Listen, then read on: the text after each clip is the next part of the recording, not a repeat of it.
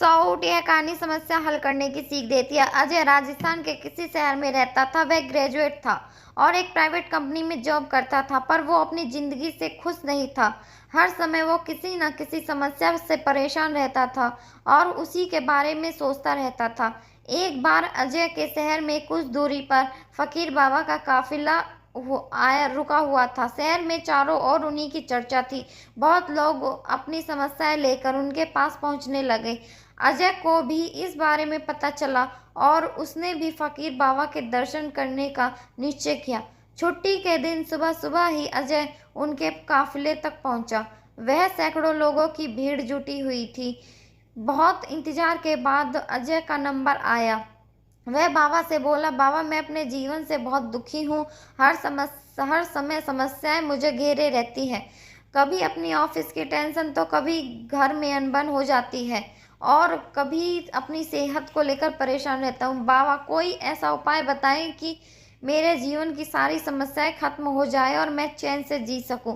बाबा मुस्कुराए और बोले, पुत्र जब आज बहुत देर हो गई है, मैं तुम्हारे प्रश्न का उत्तर कल सुबह दूंगा, लेकिन क्या तुम मेरा एक छोटा सा काम करोगे? जरूर करूंगा, अजय उत्साह के साथ बोला। देखो बेटा, हमारे काफिले में 100 ऊँट हैं और इनकी देखभाल करने वाला आज बीमार पड़ गया है। मैं चाहता हूँ कि आज रात तुम इनका ख्याल रखो और जब 100 ऊँट बैठ जाएं तो तुम भी सो जाना। ऐसा कहते हुए बाबा अपने तंबू में चले गए।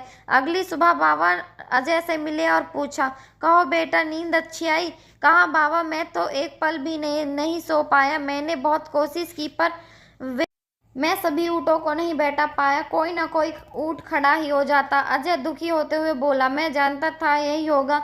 आज तक कभी ऐसा नहीं हुआ कि सारे ऊँट एक साथ बैठ जाएं। बाबा बोले।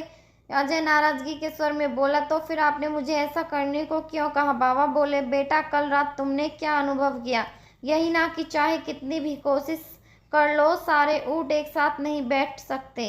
क्या तुम एक को बैठाओगे तो कहीं दूसरा खड़ा हो जाएगा। इसी तरह तुम एक समस्या का समाधान करोगे, किसी कारणवश दूसरी खड़ी हो जाएगी। पुत्र, जब तक जीवन है ये समस्याएं तो बनी रहती हैं, कभी कम तो कभी ज्यादा। तो हमें क्या करना चाहिए? अजय ने जिज्ञासावश पूछा। इन समस्याओं से के बावजूद जीवन का आनंद लेना सीखो। कल रात क्या हुआ?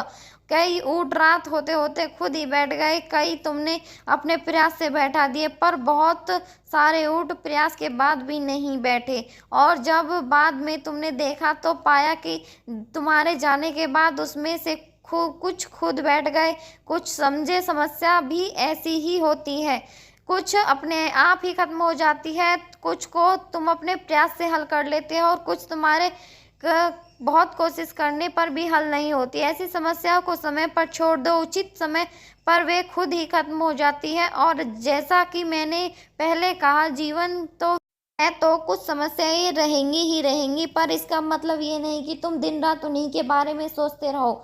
ऐसा होता है कि ऊँटों की देखभाल करने वाला कभी सो नहीं पाता। समस्याओं को एक तरफ रखो और जीवन का आनंद लो, चैन की नींद सो। जब उनका समय आएगा वो खुद ही हल हो जाएंगी। पुत्र, ईश्वर को के दिए हुए आशीर्वाद के लिए उसे ध्यान करना सीखो, पीड़ाएं खुद ही कम हो जाएंगी। फकीर बाबा ने अपनी बात पूरी की। उम्मीद है आपको यह कहानी अच्छी लगी होगी, और अगर अच्छी लगी है तो प्लीज़ मेरी वीडियो को लाइक करें, शेयर करें और कमेंट करें और मेरे चैनल को सब्सक्राइब करें। धन्यवाद।